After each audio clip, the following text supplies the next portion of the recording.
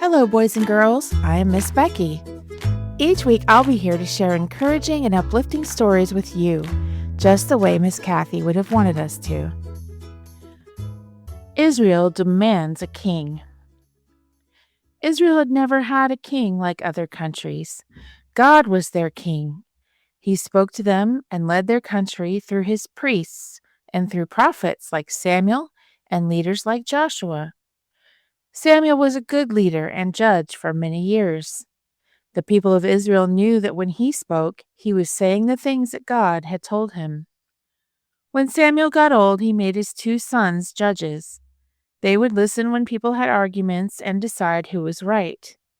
But Samuel's sons were not fair judges. Sometimes they would decide in favor of whoever gave them money. The people weren't happy at all. They began to talk. If we had a king like other countries do, he would be a fair judge for everyone. He would lead us into battle, and then we could defeat the Philistines and drive them away. When Samuel heard this, he felt sad that Israel didn't want him to lead them. He prayed and talked to God. God said, "Don't feel sad, Samuel. It's not you they don't want as a leader. It's me. Warn them about what will happen if they have a king." Samuel explained it to the people. "A king will take your sons and make them fight in wars. He'll take your daughters and make them work in his palace. He'll take the best land and animals for himself, and he'll keep all the best food." "We don't care," the people said. "We want a king like other countries." "Then they will have a king," God said. And he told Samuel where to find the man who would be Israel's first king. At the same time, a man named Saul was out searching for some lost donkeys. After looking for days without finding them, his servant said, "We should ask a prophet of God for help. There is one in the town of Ramah." So they decided to stop and ask. Now Samuel was in the city of Ramah for a festival. God spoke to him, "A man from the tribe of Benjamin will come to you looking for some donkeys. He is the one I have chosen to be king." And before long, Saul and his servant arrived, looking for a prophet. Samuel said, "I am the prophet. Come and eat with me. Your father's donkeys have been found already, but our country Israel is looking for you." Saul was very confused, but he went with Samuel. They talked all night. Then in the morning, Samuel said, "Send your servant on ahead toward home. I have something to tell you." When the servant was gone, Samuel took out a small bottle of olive oil and poured it on Saul's head. It was a way to show that God had specifically chosen Saul.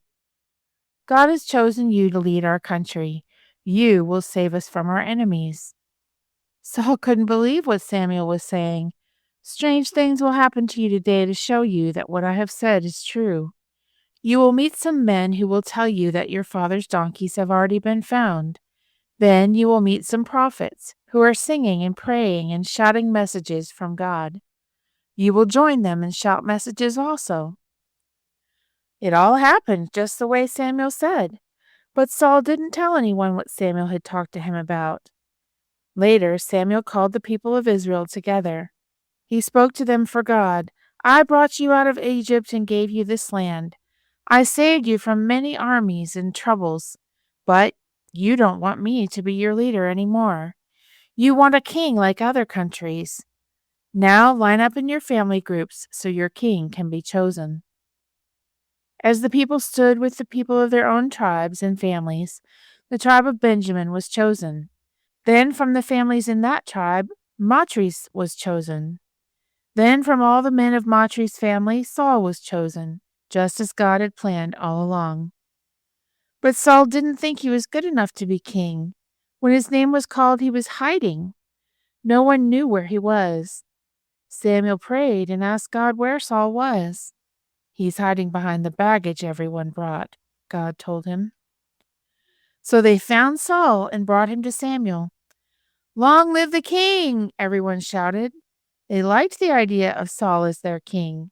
He was the tallest man in the whole country. But there were many troubles ahead for the Israelites because they wanted to be like other countries instead of wanting to follow God's plan for them.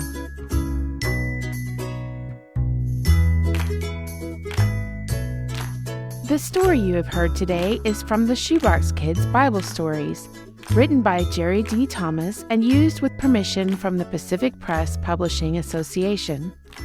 If you're interested in any other books published by the Seventh-day Adventist Church, please visit AdventistBookCenter.com or call 1-800-765-6955.